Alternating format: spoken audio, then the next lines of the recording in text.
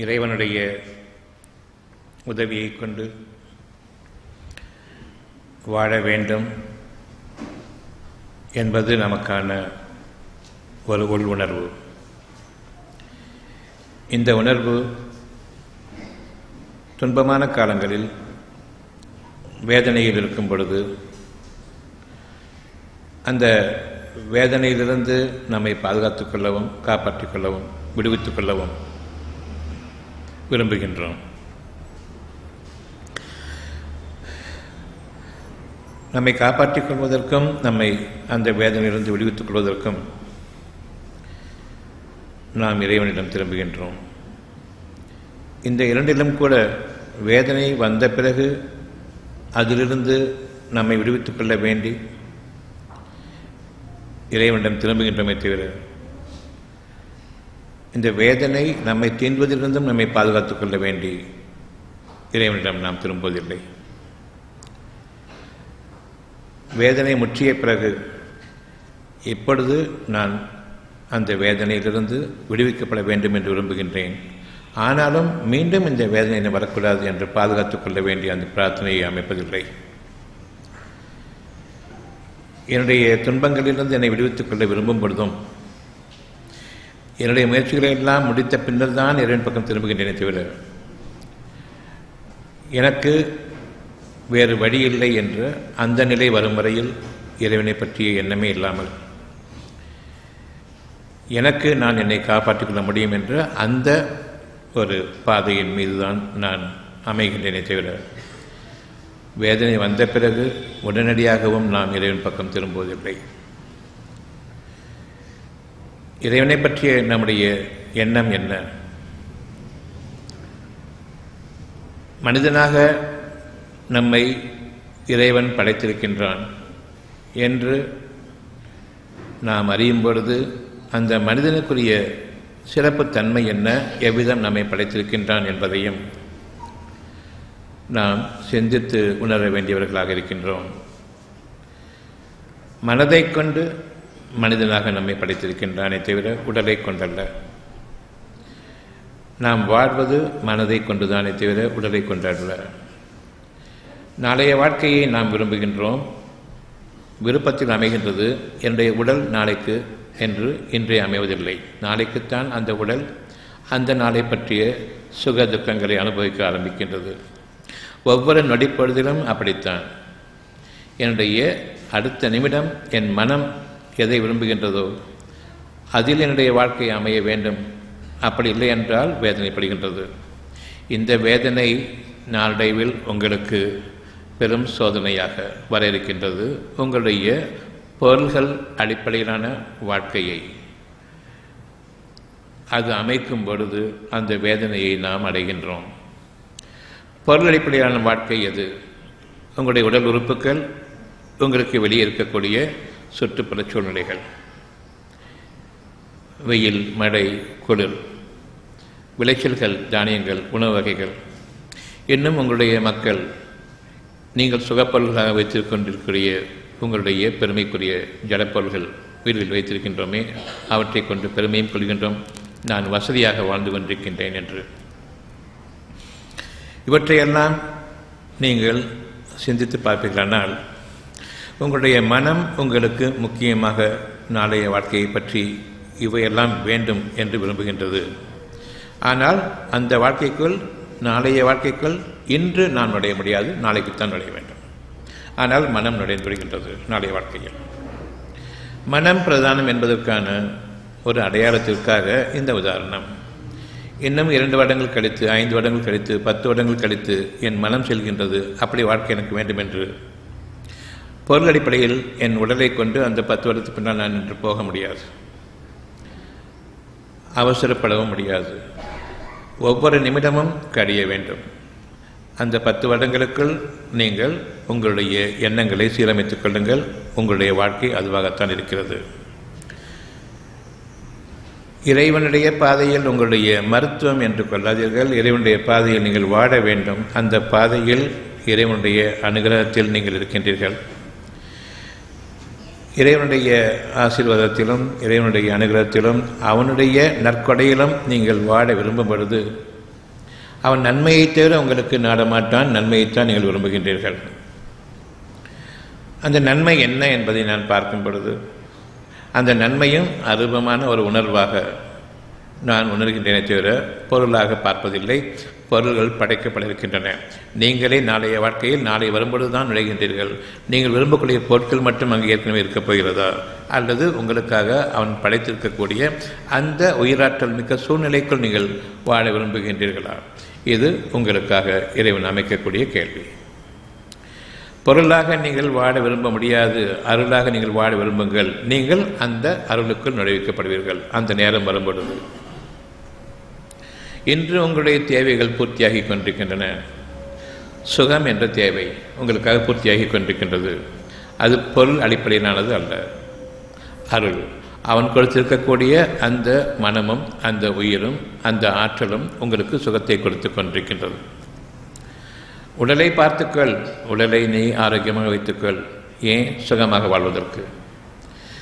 உடல் முக்கியமா ஆரோக்கியத்திற்கு?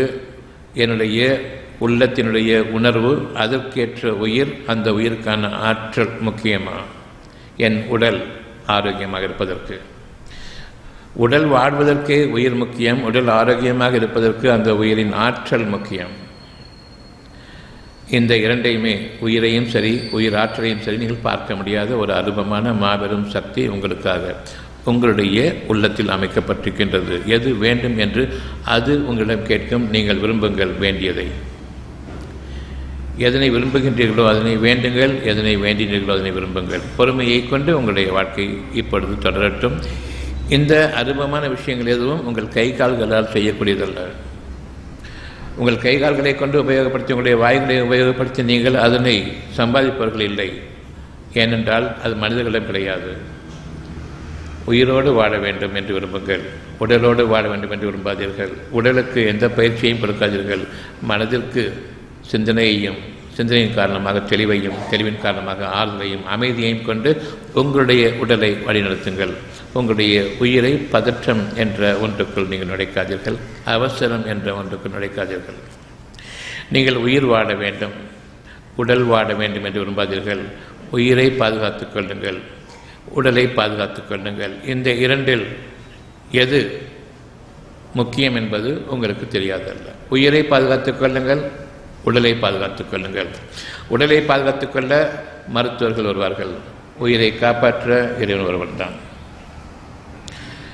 நீங்கள் நோய்வாய்ப்படுகின்றீர்கள், இறுதியில் உயிர் பிரியும். நோயின் காரணமாக டாக்டர்கள் உங்களை கவனிப்பார்கள். இறுதி வரையில், உயிர் பிரியும் வரையில். உயிரோட்டத்தில் பாதிப்பு ஏற்பட்டுவிட்டது, அதன் காரணமாக உடல் சிதைந்து கொண்டிருக்கின்றது.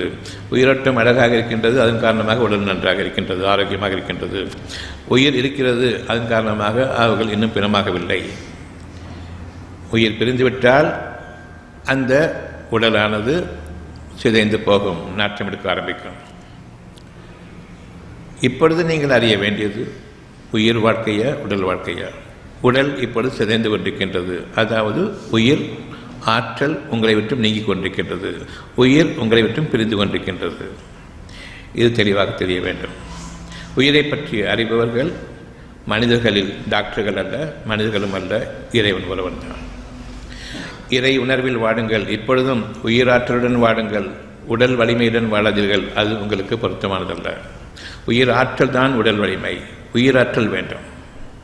உடல் வலிமையை நீங்கள் பொருளாக பார்க்கின்றீர்கள். பொருளை நான் உறுதிப்படுத்திக் கொள்கின்றேன் என்று எண்ணுகின்றீர்கள். நீங்கள் உங்களுக்கு உடலுக்கு உறுதியளிப்பதற்காக உடற்பயிற்சி செய்யும் பொழுது அதற்கு முன்பாக மனதை நீங்கள் தயார்படுத்திக் கொள்ள வேண்டும். உடற்பயிற்சிக்காக வேண்டி மனம் சோர்வடைகின்றது, மனம் களைப்படுகின்றது, மனம் வேண்டாம் என்று விரும்புகின்றது. இருந்தாலும் உங்களை நீங்கள் அதன்பால் உந்திக்கொண்டு நீங்கள் அதற்கு கற்பித்து செய்துதான் ஆக வேண்டும் என்று நீங்கள் அதனை கஷ்டப்படுத்தி கஷ்டத்திற்குள்ளாக்கி ஒரு உடற்பயிற்சி செய்கின்றீர்கள். அதில் பழக்கமாகின்றீர்கள். பழக்கப்பட்டுவிட்ட ஒரு செக்கு மாடை போன்று நாம் நம்முடைய உடலை வரைத்து கொண்டு அதில் நான் சுகமாக வாழ்கின்றேன் என்று எண்ணிக்கொண்டிருக்கின்றீர்கள். அவ்விதமாக அல்ல.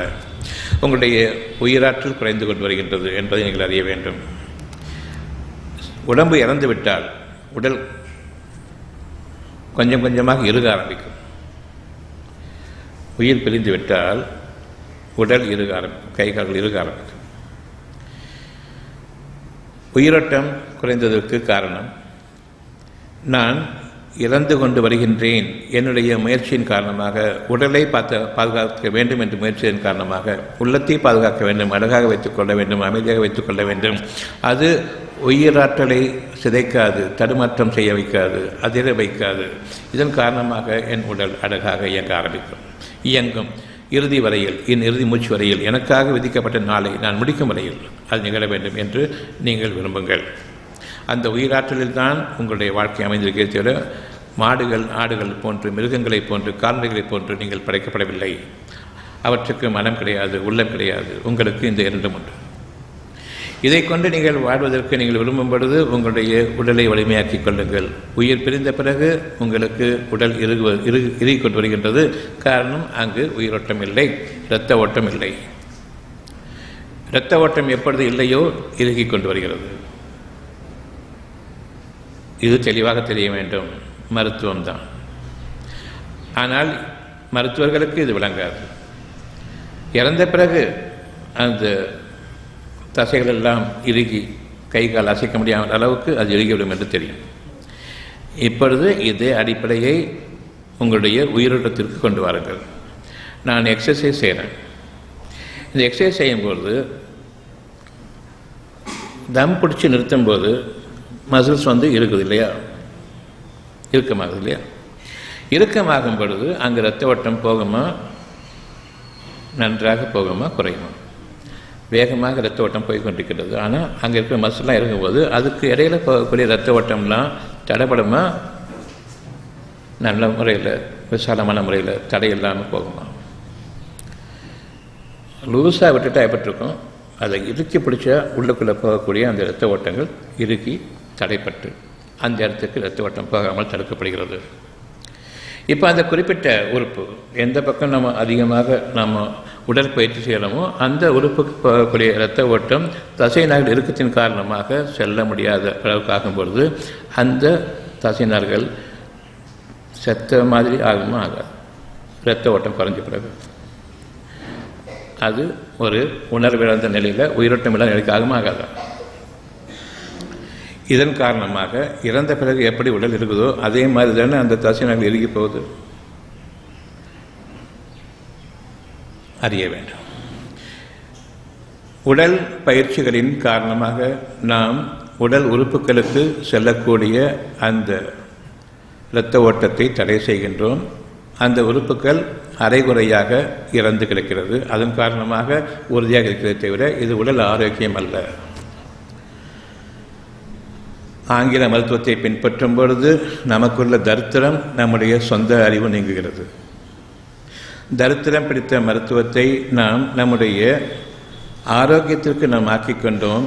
நம்முடைய அறிவை கொண்டு நாம் ஆரோக்கியம் என்று கருதுவதெல்லாம் நீங்கள் உங்களுக்கு நோய்களையும் உங்களுக்கு உடல் வேதனைகளையும் இறை பாக்கியங்களிலிருந்து விலகி நிற்பதையும் மட்டுமே நீங்கள் உங்கள் பாக்கியங்களாக, நன்மைகளாக, உண்மைக்கு மாறாக அசத்தியத்தை கொண்டு வாழ்ந்து கொண்டிருக்கின்றீர்கள். வீண் பெருமை என்பதை அறிந்து கொள்ளுங்கள். யாரெல்லாம் கட்டுமஸ்தான உடம்பு என்று எண்ணிக்கொண்டிருக்கின்றீர்களோ அவர்களுக்கு அங்கு உயிரோட்டம் குறைந்திருக்கின்றது. வெகு சீக்கிரத்தில் நோயாளிகளாக ஆகப் போகிறார்கள் என்பதுதான். அவர்களுக்கு உயிரோட்டமும் குறைந்து கொண்டிருக்கின்றது. இரத்த ஓட்டம் போகாத போது முழுமையாக இரத்த ஓட்டம் குறைய ஆரம்பிக்கின்றது. ஒவ்வொரு உறுப்புக்கும் அந்த உறுப்புகள் செயலிழக்க ஆரம்பிக்கின்றன. நீங்கள் அறிவீர்களானால் உங்களுடைய உடல் உள்ளுறுப்புகளிலிருந்து வெளியாகக்கூடிய சக்தி தான் வெளியுறுப்புகளுக்கு. உடல் ஜீரணமாக வேண்டும், உள்ளுறுப்புகள் இயங்க வேண்டும். அந்த இயக்கம் இருந்தால் வெளியுறுப்புகளுக்கு அது சக்தியை கொடுக்கின்றது. நாம் வெளியுறுப்புகளுக்கு உறுதியாக வேலையை கொடுக்கும் பொழுது உடல் உள்ளுறுப்புகளிலிருந்து சக்தியை கிரகித்து விடுகின்றோம். உள் உறுப்புகளிலிருந்து தான் வெளியுறுப்புகளுக்கு சக்தி. அது இயங்கினால் தவிர வெளியுறுப்புக்கு சக்தி கிடையாது என்பதை அறிந்து கொள்ளுங்கள். உடற்பயிற்சியின் போது உள்ளுறுப்புகளிலிருந்து சக்தியை வெளியாக்குகின்றோம். அங்கு உடல் உள்ளுறுப்புகள் பலகீனமடைகின்றன.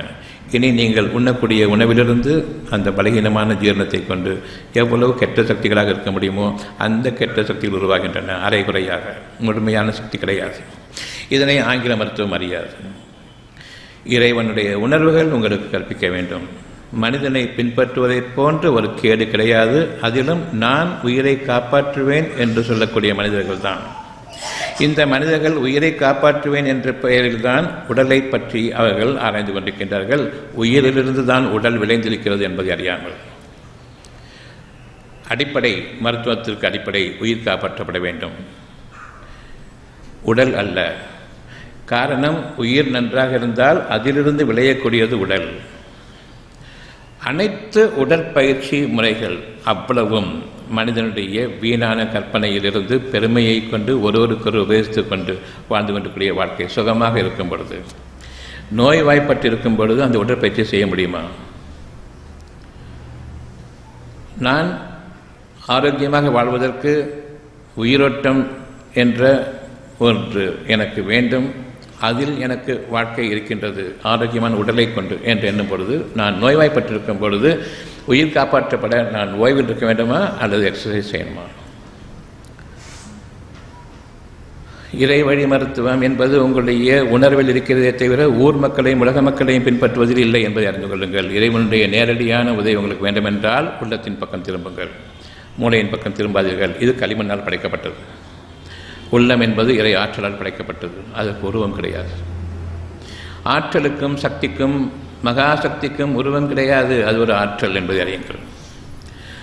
களிமண்ணிலிருந்து உங்களை படைத்தான், அதில் வாழாதீர்கள். அதற்கு உயிரோட்டத்தை அளித்த அந்த உயிரோட்டத்தை கொண்டு வாழுங்கள். ஒரு குறித்த காலத்துவனை உங்களுக்காக ஏற்படுத்தியிருக்கின்றான். நிச்சயமாக மனிதனை களிமண்ணிலிருந்து படைத்தோம், ஒன்றுமே அறியாதவர்களாக படைத்தோம். பின்னர் நம் ஆற்றலிலிருந்து அவருடைய உள்ளத்தில் அமைத்த போது அந்த உயிரோட்டத்தில் அவர்கள் வாழ ஆரம்பிக்கின்றார்கள். அது அவர்களுக்கு எண்ணத்தை கொடுக்கின்றது, நம்பிக்கையை கொடுக்கின்றது, உயிராற்றலை கொடுக்கின்றது, நாளைய வாழ்க்கையை பற்றிய அழகான உணர்வுகளை அவர்களுக்கு அளிக்கின்றது, சுகமான வாழ்க்கையில் வாழ வேண்டும் என்று. இதுதான் உங்களுடைய வாழ்க்கையை தவிர இது இல்லை என்றால் உங்களுக்கு உடல் இயக்கமே கிடையாது, கை கால்கள் அசையாது, ஜடமாக ஆகிவிடுவோம். இங்கிருந்து தான் என்னுடைய வாழ்க்கை, என்னுடைய அசைவுகள் எல்லாமே ஆரம்பிக்கின்றன, தேவைகள் ஆரம்பிக்கின்றன. என்னுடைய நடை, என்னுடைய உடை, என்னுடைய பாவனை, என்னுடைய உணவு அவ்வளவுமே இங்கு தேவை என்று அறிவிக்கப்பட்ட பிறகுதான் நாளைய வாழ்க்கையை பற்றி தேவையும் அறிவிக்கின்றோம். இன்னைக்கு என்னுடைய மனம் என்ற ஒன்றை விரும்பாமல் எந்த ஒரு அசைவும் எனக்கு இருக்காது, ஜலம் போன்று நான் ஆகிவிடுவேன் என்ற இயற்கை உபாதைகளை கூட இங்கு எனக்கு அறிவிக்கப்படாமல் இருந்தால் நிச்சயமாக நான் இருந்த இடத்திலேயே மலஜலம் கழித்துக் கொண்டிருப்பேன். எனக்கே தெரியாது நான் யார் என்று. நான் ஒரு விரட்டப்பட்ட பிறவியாக ஆகிவிடுவேன். மனம் என்ற ஒன்று வேலை செய்யவில்லை என்றால் அவ்வளவு அசுத்தமாக ஆகிவிடுவேன். அந்த மனதை கொடுத்திருக்கின்றான். அடுத்தது நீங்கள் என்ன செய்ய வேண்டும் என்பதை அது அறிவிக்கின்றது. நீங்கள் அதனை உணர்ந்து இந்த தேவையை நீங்கள் கொள்கின்றீர்கள், உங்களுடைய வாழ்க்கை ஆரம்பமாகின்றது. நீங்கள் அதற்கு கற்பிக்காதீர்கள், அது எது கற்பிக்கின்றதோ அது நன்மையானது. நாளைக்கு உடற்பயிற்சி செய்ய வேண்டும், எதற்கு என்று அடுத்த கேள்வி. எதற்காக பயிற்சி செய்ய வேண்டும்? மிருகங்களுக்கு பயிற்சி செய்ய வேண்டும், மனிதனுக்கு மனதினுடைய உண்மையும் சத்தியத்தையும் விளங்கிக் கொண்டு வாழ்க்கை வாழ வேண்டும் என்று இருக்கிறதா? உடற்பயிற்சியில் வாழ வேண்டும் என்று இருக்கிறதா? உங்களுடைய உள்ளத்தின் உறுதியிலும் உள்ளத்தின் சத்தியத்திலும் என்ன ஏது என்று விளங்கியவர்களாக தெளிவுபற்ற நிலையில் என்னுடைய வாழ்க்கையை நாளைக்கு அழகாக பார்க்க வேண்டுமா அல்லது கவலையோடு பார்க்க வேண்டுமா? உங்களுக்கு எது வேண்டும்? கவலை இல்லாத வாழ்க்கை வேண்டும். அந்த கவலை இல்லாத வாழ்க்கையில் உங்களுக்கு உயிர் இருக்கிறது. அந்த உயிரோட்டத்தில் உங்களுக்கு ஆற்றல் வேண்டும். அந்த ஆற்றல் நம்பிக்கையில் இருக்கிறது.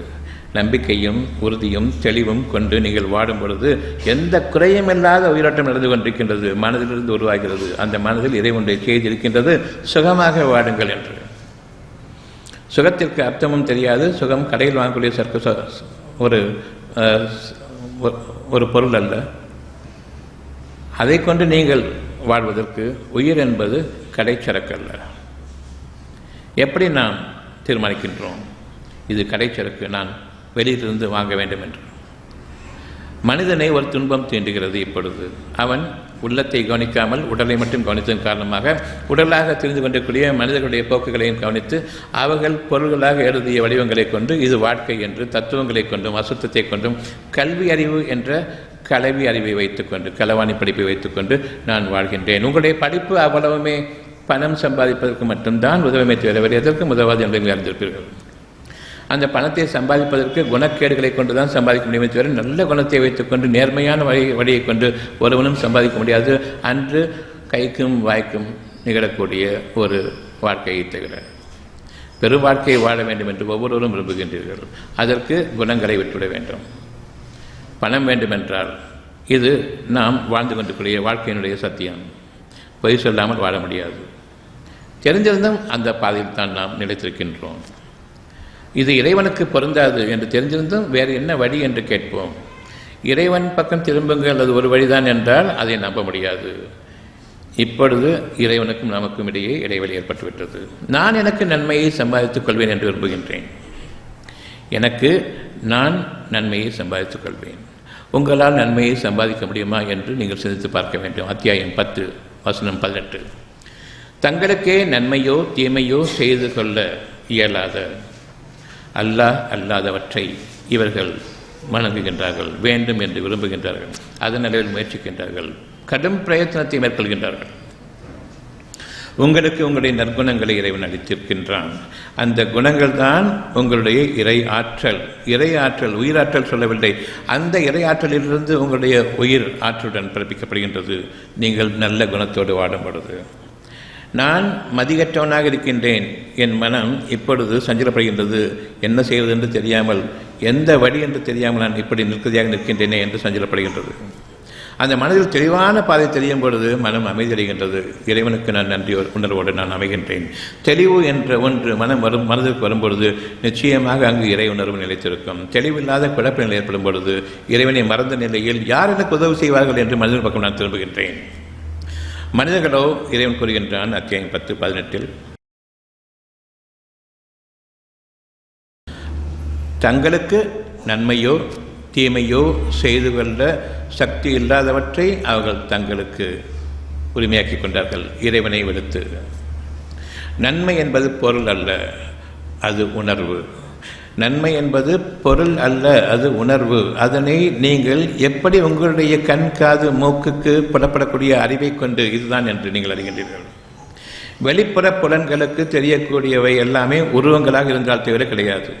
உங்களுடைய அறிவு அவ்வளவுமே உருவங்கள் சம்பந்தப்பட்டது. உருவம் இல்லை என்றால் அறிவு இல்லை. சிந்தித்து பாருங்கள். உருவம் இல்லை என்றால் அறிவு இல்லை. மைக்குக்கு ஒரு உருவம் இருக்குது, கேமராவுக்கு ஒரு உருவம் இருக்குது, லேப்டாப்புக்கு ஒரு உருவம் இருக்குது, கட்டடத்துக்கு ஒரு உருவம் இருக்குது, ஃபேனுக்கு ஒரு உருவம் இருக்குது. இவற்றை எப்படி இயக்குவது என்பது அறிவாக இருக்கின்றது.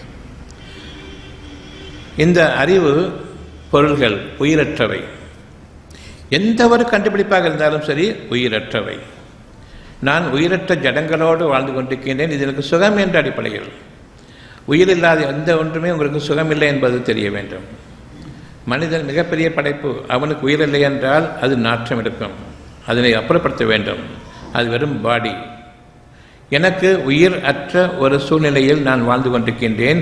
உயிரை படைக்கக்கூடிய அந்த மனதிற்கக்கூடிய ஒரு நற்செய்தியை நான் நம்பிக்கை கொண்டால் தவிர எனக்கு உயிரோட்டம் பாதிக்கப்படும்.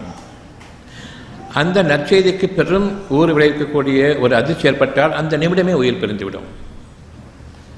இவ்விதமாக இருக்கும் பொழுது அந்த உயிரை பற்றி கொஞ்சமும் கவலைப்படாமல் வெறும் உடலை வைத்துக்கொண்டு உருவ வழிபாடு பண்ணி கொண்டிருக்கின்றேன். என் உயிரை நான் பாதுகாத்துக் கொள்ள அந்த ஒரு எண்ணம் மதி இல்லாமல் உடல் மட்டும்தான் முக்கியம் என்று உடலை பாதுகாத்துக் கொள்ளுங்கள், உடலை சீராக வைத்துக் கொள்ளுங்கள் என்றெல்லாம் நாம் போதிக்கப்பட்டு உடற்பயிற்சியாக்கப்பட்டு இருக்கக்கூடிய உடலை சிதைத்து கொண்டிருக்கின்றோம். உடல் உடலுறுப்புகளை பலவீனப்படுத்தி கொண்டிருக்கின்றோம். அங்கிருந்து தான் உங்களுக்கு உடலுக்கான சக்திகள் ஜீரணத்தின் மூலமாக கிடைக்கின்றன என்று அறியும் பொழுது உங்களுடைய உயிர் உடல் இந்த இரண்டுக்கும் இடையே ஆற்றலோடு நீங்கள் வாடுவது ஆரோக்கியமாக இருக்கிறது. உங்களுடைய பலவீனம் உங்களை தீண்டாத அளவுக்கு நீங்கள் வாடும்பொழுது சுகமாக இருக்கின்றது. இவை பார்க்கக்கூடிய அறிவுக்கு சம்பந்தமானதல்ல, அறிவுக்கு அப்பாற்பட்டது. ஆனால் இது அவசியம் தேவை என்பதை நீங்கள் அறியாதவர்கள் இல்லை. இதற்கப்பால் ஒரு அவசியம் இல்லை. எனக்கு உயிர் வேண்டும், ஆற்றலோடு கூடிய உயிர் வேண்டும். இதை பற்றி அறிந்திருப்பவர்கள் மனிதர்களில் எந்த மருத்துவன் என்பதை, எந்த மருத்துவத்துறை என்பதை நீங்கள் காட்டுங்கள் முடியுமா? அவ்வளவு மருத்துவமே உயிரை பற்றி கவலைப்படாமல் உடலை பற்றி கவலைப்படக்கூடிய மருத்துவம். இது செத்த மருத்துவமா, உயிரை காக்கக்கூடிய மருத்துவமா? எந்த மருத்துவமாக இருக்கட்டும், எந்த மருத்துவராக இருக்கட்டும், இவர்கள் உயிரை காப்பாற்றுபவர்களா, உயிரை பற்றி தெரிந்தவர்களா? அந்த உயிர்தான் உடலுக்கு விளைச்சல்கள் என்பதை அறிந்திருந்தும் உயிரை பற்றி தெரியாமல் உடல் விளைச்சல்களை நான் சரிப்படுத்துவேன் என்று கூறக்கூடிய இந்த மக்களை நாம் எப்படி பின்பற்றினோம்? போதுமான வேத ஞானம் இல்லாததன் காரணமாக இப்பொழுது நாம் அறிகின்றோம் தங்களுக்கே நன்மையோ தீமையோ செய்து கொள்ள இயலாதவற்றை அவர்கள் இறைவனாக கருதி கொண்டு அவர்களை பின்பற்றுகின்றார்கள். அத்தியாயம் 10 வசனம் 18. இது சிந்தித்து உணர்ந்து இறைவன் பக்கம் திரும்புவதற்கும் அங்கு என்னுடைய நன்மைகள் காத்திருக்கின்றன இறைவனிடமிருந்து, நான் வேறு பக்கம் திரும்பியிருக்கின்றேன், என் முகம் பின்புறமாக திருப்பப்பட்டுவிட்டது, நேர்வழியை காண முடியவில்லை. இப்பொழுது உங்களுக்கு நன்மைகள் வேண்டுமா, உடல் வேண்டுமா? உடல் உறுப்புகளை பாதுகாத்துக் கொள்ளப் போகின்றீர்களா, உங்களுடைய உயிராற்றலை பாதுகாத்துக் கொள்ளப் போகின்றீர்களா? இந்த இரண்டில் நீங்கள் எதை தேர்வு செய்துகிறீர்களோ அந்த வாழ்க்கை உங்களுக்கு உண்டு. உடல் தான் முக்கியம், உடல் உறுப்புகள் தான் முக்கியம் என்று இருக்கும்பொழுது நான் ஏற்கனவே செத்துவிட்டேன், இனி வாழ்வதில் அர்த்தமில்லை. ஏனென்றால் உயிரை பற்றி கவலை இல்லை. உயிரிலிருந்து தான் உடல் விளைந்து கொண்டிருக்கின்றது என்பதை தெரிந்திருந்தும் இப்பொழுது இந்த நிமிடம் முதலாக உங்களுக்கு இறைவனுடைய உதவியும் இறைவனுடைய ஆற்றலும் கொண்டு அவன் படைத்த உயிரை அவனை நம்பிக்கை கொண்டு அந்த ஆற்றலை பெருக்கிக் கொள்ளப் போகின்றேனா, இது சாத்தியம் என்ற அந்த சத்தியத்தின் மீது நிலைக்கப் போகின்றேனா, அல்லது ஊர் மக்கள் உலக மக்களை பின்பற்றி கொண்டு டாக்டர்களை பின்பற்றி கொண்டு உடலை பார்த்தால் போதும் உயிர் தேவையில்லை என்று இருக்கும் பொழுது இந்த வழியை நீங்கள் பின்பற்ற காரணமாக மேலும் மேலும் உங்களுடைய துன்பங்களுக்கும் வேதனைகளுக்கும் ஆளாகப் போகின்றீர்களா? எது வேண்டும்? இறைவழி மருத்துவம் இப்பொழுது ஆரம்பமாகிறது உங்களுக்காக. இது வாழ்க்கை மருத்துவம் அல்ல. மருத்துவம் என்பது நீங்கள் இழந்துவிட்டதை பெறுவது. நான் என்னுடைய சுகத்தை இழந்திருக்கின்றேன், சுகத்திற்கு எந்த விதமான குறைபாடும் இல்லை. சுகம் நீங்கியதன் காரணமாக உடலில் குறைபாடுகள் ஏற்பட்டது. உயிராற்றல் நீங்கியதன் காரணமாக உடல் சிதைந்தது. உயிராற்றலில் எந்த குறையும் இல்லை, நீங்கள் அந்த உயிராற்றலை தவறிவிட்டதன் காரணமாக. உயிராற்றல் என்பது நம்பிக்கை, நம்பிக்கையின் ஆற்றல். அந்த நம்பிக்கை இறைவன் உங்களுக்கு எதனை விதித்திருக்கின்றானோ அதனை நீங்கள் நம்புங்கள். சுகமானதும் அழகானதும் உங்களுக்கு விதிக்கப்பட்டிருக்கின்றது. அதுக்காக குறிப்பிட்ட தவணையும் ஏற்படுத்தியிருக்கின்றான். ஒரு குறிப்பிட்ட தவணையின் மீது உங்களுடைய இறைவன் நம்பிக்கை கொள்வதற்காக வேண்டி நல்லறிவையும் நல்ல ஆற்றலையும் அறியக்கூடிய தன்மையையும் உங்களுடைய உள்ளத்திற்கு அமைத்திருக்கின்றான். சத்தியத்தின் மீது நீங்கள் நிலைத்திருக்க வேண்டியவர்களாக, உண்மையின் மீது நீங்கள் நிலைத்திருக்க வேண்டியவர்களாக. அந்த உண்மைக்கு பிரதானம் உங்களை படைத்தவன் இறைவன் என்ற அந்த ஒரு உண்மையின் மீது இன்று நீங்கள் நிலைத்திருங்கள். படைத்தவன் உங்களை பாதுகாப்பவனும் உங்களுக்காக குறிப்பிடப்பட்ட வாழ்க்கை தவணை முடியும் வரையில் உணவளிப்பவனாகவும் சுகமளிப்பவனாகவும் இருக்கின்றான். உங்களை துன்பப்படுத்துவதற்காக அவன் படைத்தானா, அல்லது உங்களை வாழ வைப்பதற்காகவும் இன்னும் உயர்வுடன் கூடிய வாழ்க்கை உங்களுக்கு இருக்கிறது என்பதை அறிவிப்பதற்காகவும் நாளைய வாழ்க்கை வரையில் நீங்கள் சிந்தித்துணர்ந்து அவனுடைய அனுமதியை கொண்டும் அவனுடைய அனுகிரகத்தை கொண்டும் எந்த விதமான வேதனையும் இல்லாமல் வாழ வேண்டும் என்பதற்காக வேண்டி படைத்தானா இல்லையா? ஒவ்வொருவரும் நீண்ட ஆயுட்கள் வாழ வேண்டும் என்று விரும்புகின்றீர்கள். ஆனால் உடலுக்கு என்ற ஒரு குறிப்பிட்ட தவணையை அமைத்துவிட்டான், அது அழியும். உயிர், மனம், உள்ளத்தில் இருக்கக்கூடிய இறையாற்றல் எதுவும் அழியாது. நான் இறையாற்றலுடன் வாழ்ந்து கொண்டிருக்கின்றேன். இறைவன் அழிந்து விடுவானா? இல்லை. அழிவில்லாத வாழ்க்கை வேண்டுமென்றால் இறையுணர்வுடன் வாழ்ந்து வாருங்கள். அந்த உணர்வு தான் உங்களை விட்டும் விலகுகின்றதை தவிர உங்களுடைய உடலோடு சேர்ந்து நீங்கள் வாழக்கூடிய வாழ்க்கையை ஒருபோதும் நீங்கள் இணைத்து வாழாதீர்கள். உருவம் அழியும், உள்ளம் அழியாது. அது உங்களுக்கு நித்திய வேதனையையும் அல்லது அழகான சுகத்துடன் கூடிய சொர்க்க வாழ்க்கையினுடைய அமைப்பையும் கொண்டு வரும். இந்த உடல் இல்லாமலா? இந்த உடல் தான், ஆனால் இதை போன்று இந்த உடல் கிடையாது. இதற்கான தெளிவான உதாரணம், நீங்கள் நீண்ட ஆயுட்கள் வாழ வேண்டும் என்பதில்லை, என்றென்றும் நீங்கள் வாழ பிறந்தவர்கள் என்பதை அறிந்து கொள்ளுங்கள். இந்த உடல் அழியும், உயிரும் மனமும் தான் உங்களுடைய வாழ்க்கை என்பதை அறியுங்கள். இப்பொழுதும் சரி, மனம் வேதனையாக இருக்கின்றது, நான் உயிர் வாழ விரும்பவில்லை என்று கூறுகின்றான். உயிரை அழிக்க முடியாது. உடலை அவன் உயிர் என்று எண்ணிக்கொண்டிருந்தான், அந்த உடலை அழித்துக் கொள்கின்றான். ஆனாலும் அவர்கள் உயிருடன் வாழப்போகின்றார்கள். அந்த உள்ளத்தோடு அவர்கள் கைப்பற்றப்படுகின்றார்கள் வேதனையில் என்றென்றும். இந்த உடல் இருக்கும் வரையில் தான் உங்களுக்கு பரிகாரம். வேதனையிலிருந்து, உடல் வேதனை அல்ல, மனவேதனை. இப்பொழுதும் ஒரு சின்ன ஒரு கட்டி வந்துச்சுன்னு சொன்னால், இந்த கட்டியை இவ்வளோ பெரிய பூதாகாரமான கேன்சர் கட்டி என்று மருத்துவர்கள் சொன்ன அந்த அடிப்படைக்கு நான் சென்று விடுவேன், நான் இறந்து போவேன் என்று. இது அப்படித்தான் இருக்கப் போகிறது என்று நான் எண்ணுகின்றேன். உங்களுடைய மனம் வேதனைக்குள்ளாகிறது. ஆனால் இருக்கக்கூடிய கட்டி வேதனைப்படுத்தவில்லை, உங்களுடைய அறிவு வேதனைப்படுத்துகிறது. ஏன் அறிவு வேதனைப்படுத்துகிறது? அந்த அறிவுக்கு கெட்டதை தவிர கிடையாது, நல்லதை எனக்கு தெரியாது. கெட்டதை தவிர அந்த அறிவுக்கு வேறு எதுவுமே தெரியாது. அசிங்கம் பிடித்த உங்களுடைய கல்வி அறிவு, அசுத்தமான உங்களுடைய பெருமை எனக்கு அறிவிருக்கிறது என்ற பெருமை இன்னும் அதீதமாக நன்றி கெட்டு என்னுடைய டாக்டர்கள் இன்னும் அறிவு படைத்தவர்கள், அவர்களை காப்பாற்றுவார்கள், என் உடலை காப்பாற்றுவார்கள். உயிர் இல்லாமல் உடல் இல்லை. இறைவழி மருத்துவத்திற்கு நீங்கள் வருகின்றீர்கள். இப்பொழுது நான் மருத்துவத்தை நிராகரிக்கின்றேன். என் இறை உணர்வு நல் உணர்வு கூறுவதன் காரணமாக மருத்துவத்தை நிராகரிக்கின்றேன். எந்த மருத்துவமாக இருந்தாலும் சரி, எந்த மருத்துவர்களாக இருந்தாலும் சரி, எந்த மருத்துவத்துறையாக இருந்தாலும் சரி நிராகரிக்கின்றேன். இனி மருத்துவம் என்ற வாழ்க்கைக்கு ஒரு தேவை என்ற அடிப்படையை நான் விட்டு விலகுகின்றேன். இறைவன் கவனித்துக் கொண்டிருக்கின்றான். இன்று மிக பெரும் அத்தாட்சி நடந்து கொண்டிருக்கின்றது. பெரும் அப்போலோ மருத்துவமனை என்று கூறிக்கொண்டிருக்கிறேன். நீங்கள் அங்கு என்ன நிகழ்ந்து கொண்டிருக்கிறது என்பதை கவனித்துக் கொண்டிருக்கின்றீர்கள். உயிரை காப்பாற்ற தெரியாத அளவுக்கு எவ்வளவு பாடுபட்டுக் கொண்டிருக்கின்றார்கள். இப்பொழுதுதான் உயிர் என்றால் என்ன என்று தெரியும். உயிரை காப்பாற்றுங்கள் என்று எல்லோரும் வெளியில் நின்று பிரார்த்தனை செய்து கொண்டிருக்கின்றார்கள். உள்ளே டாக்டர்கள் முக்கியம் என்றால் வெளியில் பிரார்த்தனை செய்பவர்கள் யார்? தெளிவாக தெரிகின்றது இவர்களை நம்பக்கூடாது என்று. மிக பெரும் அத்தாட்சி கண் முன்பாக நடந்து கொண்டிருக்கின்றது. டாக்டர்களையும் மருத்துவமனைகளும் நம்பாதீர்கள். உங்களுடைய பிரார்த்தனை எப்பொழுது விரும்புகின்றார்கள் அந்த பிரார்த்தனைகள் செய்து கொண்டிருக்கின்றீர்கள். இறைவன் நாடினால் அதை ஏற்றுக்கொள்வான். இல்லை என்றால் உங்களுக்கு ஒரு அத்தாட்சியாக அமைய வேண்டும் என்பதற்காக வேண்டி இந்த ஒரு உதாரணம் கொடுக்கப்படுகின்றது. ஒருபோதும் மனிதர்களை நம்புவதும் மருத்துவர்களை நம்புவதும் மருந்துகளை நம்புவதும் இதுவரையில் நீங்கள் நீக்கொண்டீர்களே இப்பொழுது நடந்து கொண்டிருப்பதை பாருங்கள். பொய்க்கு மேல் பொய்கள். எப்படி மருந்துகள் உயிரை காப்பாற்றும் என்று தெரியவில்லை, இருந்தாலும் நம்புகின்றோம். நம்பி அங்கு அனுமதிக்கப்பட்ட பிறகு வெளியில் அவ்வளவு பெரும் பிரார்த்தனை. எது முக்கியம்? இப்பொழுது தெரிந்த பிறகும் டாக்டர்களை நம்புவது என்பது உங்களுடைய உள்ளத்திற்கு நீங்கள் செய்யக்கூடிய விரோதம். எந்த மருத்துவத்தையும் எந்த மருத்துவர்களையும் நம்பக்கூடாது என்பதற்கான அத்தாட்சிகள் உள்ளும் புறமும் எந்த நேரமும் காண்பிக்கப்பட்டுக் கொண்டிருக்கின்றன. இப்பொழுது நீங்கள் மருத்துவமனைகளுக்கு செல்லுங்கள், அங்கு மரண ஓலங்கள் நிகழ்ந்து கொண்டிருக்கும். உயிரை காப்பாற்றக்கூடிய டாக்டர்கள் அங்கு இருக்கின்றார்கள். அங்கு ஒவ்வொருவரும் கதறிக்கொண்டிருப்பார்கள். ஏன் காப்பாற்ற முடியவில்லை?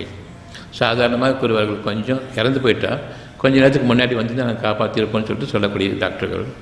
இவ்வளவு காலம் சேர்த்த பிறகும் ஏன் இறந்தார்கள்? ஏன் என்னுடைய உறவினர் இறந்தார்? நன்றாகத்தானே வந்தார், நடந்தானே வந்தார், ஏன் அவர் இறந்து போயிட்டார்? உங்களுடைய கூற்று உண்மையாக இருக்குமானால் சற்று முன்பாக வந்திருந்தால் நான் காப்பாற்றி இருப்பேன், நீங்கள் கொஞ்சம் லேட்டாக வந்துட்டேன்னு சொல்லக்கூடிய இந்த மக்கள் சேர்த்து ஒரு வாரம் 10 நாள் 6 மாதம் கழித்து இறந்துட்டாங்கன்னு சொன்னால் கொன்னது யார்? காப்பாற்றுவேன் என்று நயவஞ்சகமாக கூறிய உங்களை நான் நம்பி வந்தேன். நம்பிக்கை துரோகமாக என்னிடமிருந்துள்ள அவ்வளவு பொருட்களும் போய்விட்டன. கடனாளியாக ஆகிவிட்டேன். இப்பொழுது என்னுடைய பாடி எடுத்துகிட்டு போகிறதுக்கு காசு கேட்குறீங்க. இல்லைன்னு சொல்லும்போது உறுப்புகளை எடுத்துக்கொள்ளணும்னு சொல்கிறீங்க. அதுக்கு பதிலாக ஃபீஸுக்கு பதிலாக உறுப்புகளை எடுத்துக்கொள்கின்றோம், நீங்கள் வெத்து பாடி எடுத்துகிட்டு போங்கன்னு சொல்கிறாங்க. இதனை நீங்கள் நம்புகின்றீர்கள், இன்னமும் நம்பிக்கொண்டிருக்கின்றீர்கள். இறைவன் ஒருவன் இருக்கின்றான் என்ற அந்த உணர்வு இருக்கும் பொழுதே இந்த நிலை என்றால் இறைவன் இன்னமும் கருணையோடு நம்மை வாழ வைத்துக் கொண்டிருக்கின்றான். மாபெரும் அருளாளன் கருணையாளன் என்பதற்கு இதை விட அத்தாட்சி என்ன இருக்க முடியும்? இறைவனுக்கு நாம் நன்றியோடு இருக்க வேண்டும். இப்பொழுது நாம் வாழ்ந்து கொண்டிருப்பதற்கு இனியும் நாம் இறை உணர்வோடு வாழ வேண்டும் என்ற அந்த உணர்வை கொண்டு வாழ வேண்டுமே தவிர இன்றிலிருந்து நீங்கள் மனிதர்களுடைய வழிமுறைகளை பின்பற்றி வாழக்கூடிய அந்த வாழ்க்கையை வாழக்கூடாது. ஒருபோதும் நீங்கள் அந்த வாழ்க்கையை விரும்புவர்களாக இருக்க வேண்டாம். நன்றி உணர்வோடு இறைவனுக்கு பயந்தவர்களாக பயபக்தியுடையவர்களாக வாழ்ந்து வாருங்கள். ஒரு புது இடத்துக்கு நம்ம போயிட்டோன்னு சொன்னால், மொழி தெரியாத அறிமுகம் இல்லாத மக்கள் வாழக்கூடிய ஒரு புது இடத்துக்கு போயிட்டு சொன்னால் அந்த நேரத்தில் பயப்படுவீங்க. அந்த பயம் இறைவன் காப்பாற்றவே பயந்தான், வேறு எந்த பயமும் கிடையாது. யாரும் தெரியாதவங்க. அங்குதான் உங்களுடைய இறை பாக்கியத்தை நீங்கள் உணர்வீர்கள். நிச்சயமாக நீங்கள் விரும்பிய அந்த விருப்பத்தில் பயபக்தி கலந்திருந்ததன் காரணமாக இறைவன் உங்களை காப்பாற்றுகின்றான் என்று. ஆனால் உலகத்தில் வாழ்ந்து கொண்டிருக்கும் நிலையில், இங்கு வாழ்ந்து கொண்டிருக்கும் நிலையில் உங்களுக்கு எந்த நன்மையும் இல்லை. எல்லா மக்களும் இருக்காங்க, எல்லா மொழியும் தெரியும். எங்கே வேணாலும் போய் நம்ம மக்களோட கலந்துக்கலாம், மக்களோட பேசலாம், எனக்கு வாழ்க்கை என்ற ஒன்றை அமைத்துக் கொள்ளலாம் என்று இருக்கும் பொழுது இங்கு வழி இல்லாமல் தான் நாடு விட்டு நாடு போகின்றோம் சம்பாதிப்பதற்காக. நீங்கள் நாடு விட்டு நாடு போகும்பொழுது ஒரு பயம் இருக்கின்றது, எப்படி நடக்குமோ என்று அந்த பயம் இருக்கின்றது. அதை கொண்டு வந்தவன் இறைவன். நீங்கள் அங்கு யாரையும் உதவி தேட முடியாது. புதிய இடம், புதிய மக்கள், புதிய கலாச்சாரம், உங்களை தாழ்வாக பார்க்கக்கூடியவர்கள், வெளிநாடுகளிலிருந்து வந்தவர்கள் என்று அங்கு உங்களை ஏமாற்றுபவர்களும் இருப்பார்கள்.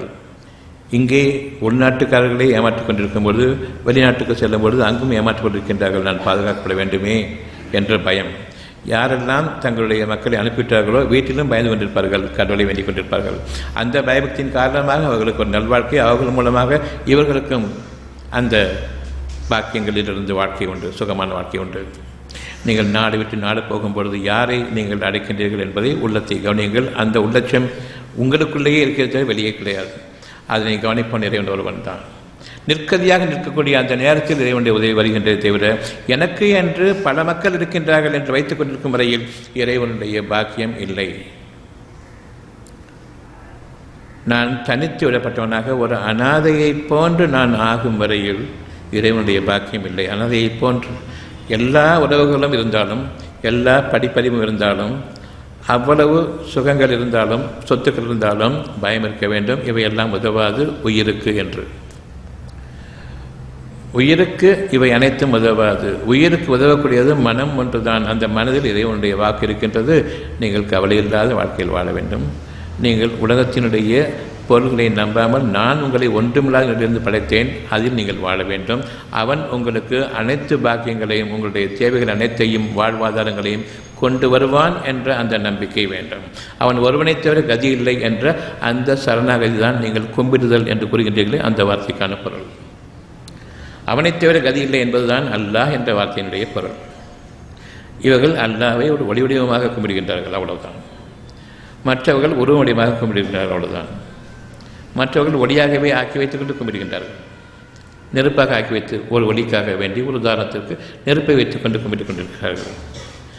அல்லாஹ் என்று கூறுபவர்கள் ஒளி வடிவத்தை அவர்கள் கும்பிட்டுக் கொண்டிருக்கின்றார்கள். யார் என்று தெரியாமல், யார் என்று தெரிந்திருந்தால் அவன் ஒருவனை தவிர கதியில்லை என்ற அளவுக்கு வந்திருப்பார்கள். இந்த மூன்று குற்றங்களுமே தெரியாததன் காரணமாக, உலகத்தை பின்பற்றியதன் காரணமாக, ஒட்டுமொத்த மக்களை பின்பற்றியதன் காரணமாக சத்தியத்தை அவர்கள் மறந்துவிட்டு மனிதர்களையும் உருவங்களையும் பின்பற்றி கொண்டிருக்கின்றார்கள்.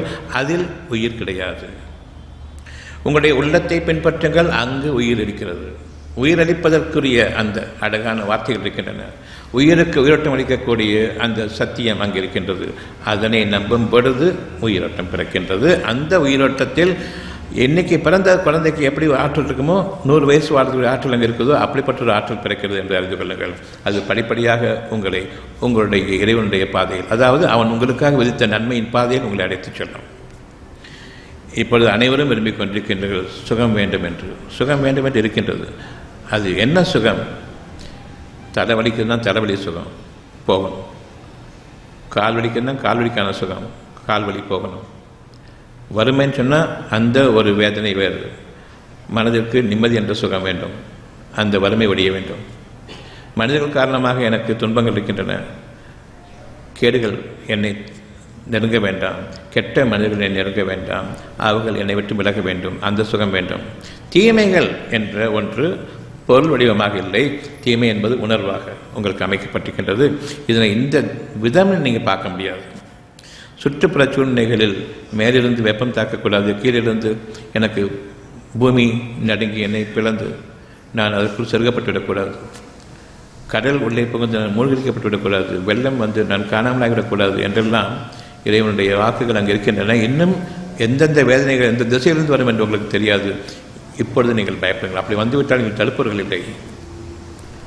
அந்த நேரத்தில் கடவுளை என்று அழைக்காதீர்கள். அந்த நேரத்தில் அழைப்பது என்பது நீங்களே சொல்லுவீங்க, கண்கட்ட பெண் சூரிய நமஸ்காரம் சொல்லிட்டு அந்த மாதிரி கதியை தான். இது இறைவனிடம் செல்லாது. வேதனையை பார்த்த பிறகு என்னை காப்பாற்று என்று கூறுவது இனி வரக்கூடிய வேதனையிலிருந்து காப்பாற்று என்று பொருளை தவிர இந்த வேதனையிலிருந்து அல்ல. இதை நீங்கள் அனுபவித்து பொறுமையுடன் வாருங்கள். இந்த வேதனைக்கு பரிகாரம் அதுதான். உங்களுக்காக உதவி செய்வன் எவனும் இல்லை. இப்பொழுதும் காப்பாற்றப்பட வேண்டும் என்று அறிவிப்பன் இறைவன் தான். பொறுமையை கொண்டும் உறுதியை கொண்டும் நீங்கள் கேளுங்கள். அந்த பொறுமைக்குரிய காலம் இந்த வேதனையை கடந்து வாருங்கள். இது உங்களுக்கு இறைவன் ஒருவன் இருக்கின்றான் என்ற அந்த அழகான செய்தி உங்களுடைய உள்ளத்தில் நிச்சயமாக உறுதிப்படுத்தும். நீங்கள் இதை விட்டும் காப்பாற்றப்பட்டு வெளியேறும் பொழுது இனி நீங்கள் இறைவனை மறக்க மாட்டீர்கள். இப்பொழுது நீங்கள் கேட்கக்கூடிய பிரார்த்தனை இனி ஒரு வாழ்க்கை உங்களுக்காக இறைவன் அமைத்திருந்தால், இப்பொழுது நீங்கள் மன்னிக்கப்பட வேண்டும் என்ற அந்த ஒரு விதி அவன் இருக்குமானால் இனி வரக்கூடிய வாழ்க்கையில் கஷ்டம் கிடையாது. இந்த கஷ்டத்தை அனுபவித்து வாருங்கள் பொறுமையோடு. உங்களுக்கு இதுவரையில் இறைவனை நீங்கள் மறந்ததற்கான பரிகாரம் இது. ஆக எவரொருவரும் ஒரு வேதனை வந்துவிட்டால் உடனே போக வேண்டும் என்று எண்ணாதீர்கள். இறைவனை மறந்து உங்களே நீங்கள் அதிகமாக இறைவனுக்கு மேலாக நீங்கள் உங்களை ஆக்கிக்கொண்டு நான் படித்தவன் என்ற அடிப்படை இருக்கிறது, அதன் காரணமாக நான் வாழ்ந்து விடுவேன். படித்தவர்கள் இருக்கின்றார்கள், அதன் காரணமாக நான் வாழ்ந்து விடுவேன். சிறப்பான மருத்துவர்கள் இருக்கின்றார்கள், அதன் காரணமாக நான் வாழ்ந்து விடுவேன். பேங்கிற்கு கடன் தரத்துக்காக வறுமையிலிருந்து நான் விடுபட்டு விடுவேன். இந்த பேங்க்கு தான் உங்களை ஓட விரட்ட போகுது, உங்களை ஜப்தி செய்ய போகுது. ஒரு ட்ரெஸ் இல்லாமல் கூட விட்டுரும் இன்னும் கொஞ்ச நாள் ஆகும்போது. அதற்கும் சட்டம் இருக்கிறது என்று. இந்த மருத்துவர்கள் தான் உங்களை வெறும் கூடாக ஆக்கப் போகின்றார்கள், அதுவும் தெரியும். நடந்து கொண்டிருக்கக்கூடிய நிகழ்ச்சிகள் எங்கு பார்த்தாலும் உங்களுடைய மரணம் எங்கு நிகழ்கிறது என்று கேட்டால் ஆஸ்பத்திரிகளில். அங்கே தானே, அங்கே போய் தானே சாகணும். அங்கே காப்பாற்றப்படுறதுக்கு போகிறீங்களா, சாவறதுக்கு போகிறீங்களா? நிச்சயமாக மரணம் அங்கே நடக்கின்றது. காப்பாற்றுவேன் என்று கூறக்கூடிய அந்த இடத்தில் மரணம் நிகழ்கின்றது இறுதியாக. அப்படி என்றால் அதுக்கு முன்பாக காப்பாற்றப்பட்டது இறைவனுடைய அனுமதியை கொண்டு, டாக்டர்களால் அல்ல. டாக்டர்கள் உயிரை காப்பாற்றுவேன் என்று கூறினால் உயிர் போவதற்கு முன்பாக அங்கு நான் அனுமதிக்கப்பட்டு விட்டால் அந்த தீவிர சிகிச்சை பிரிவில் அவ்வளவு டாக்டர்களும் ஒன்று சேர்ந்து அங்கு பார்க்கும் பொழுது மரணம் நிகழக்கூடாது. மரணம் நிகழ்ந்து விட்டால் இறைவன் கொலை செய்து விட்டான் என்று கூறுவீர்கள். அங்கு டாக்டர்கள் கொலை செய்ததை இறைவன் கொலை செய்து விட்டான் என்று கூறுவீர்கள். இப்படி நாம் மிக மிக கேவலமான ஒரு பாதையில் நம்முடைய வாழ்க்கை அமைத்துக் கொண்டிருக்கின்றோம், ஊர் மக்களையும் உலக மக்களையும் நம்பி. இங்கு இறைவன் கூறுவது அத்தியாயம் 10 வசனம் 18,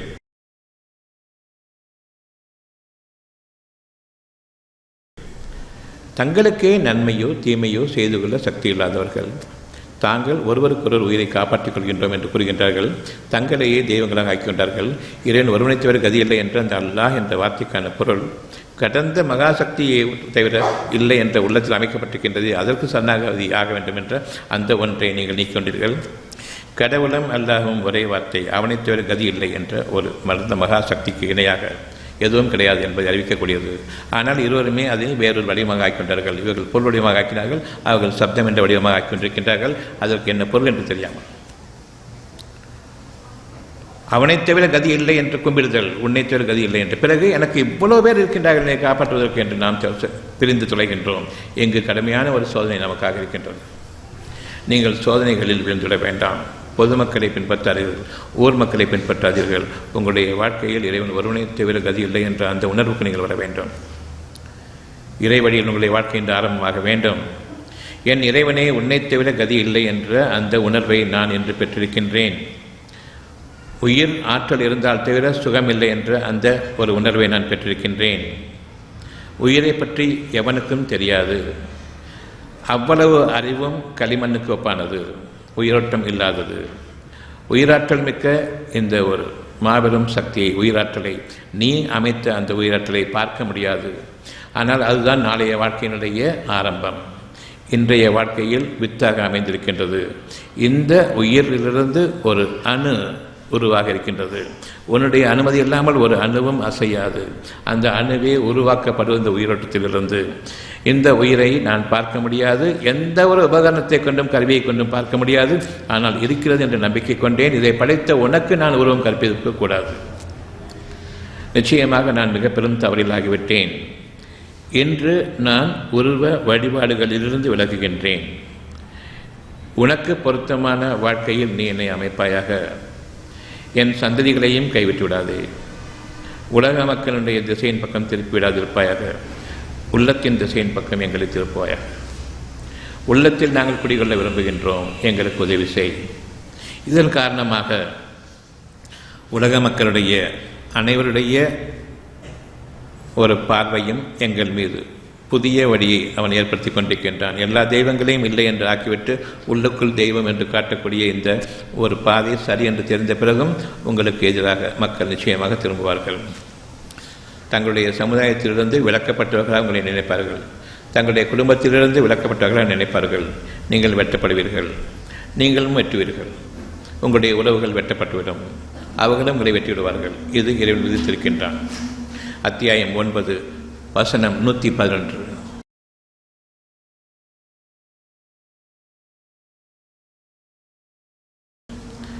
உங்களுடைய உயிர்களையும் உங்களுடைய பொருள்களையும் சொர்க்கம் உங்களுக்கு உண்டு என்ற விலைக்கு வாங்கி கொண்டான். பிறக்கும் போதே நீங்கள் படைக்கப்படும் பொழுதே உங்களுக்கான அந்த ஒரு நற்செய்தி, நான் உங்களுடைய உயிர்களையும் உங்களுடைய உடைமைகளையும் பொருள்களையும் என் பொறுப்பில் வைத்துக் கொள்கின்றேன். அதிலிருந்து உங்களுக்கு எடுத்துக் கொண்டிருக்கின்றேன். நீங்கள் வளர்ந்து வாருங்கள்.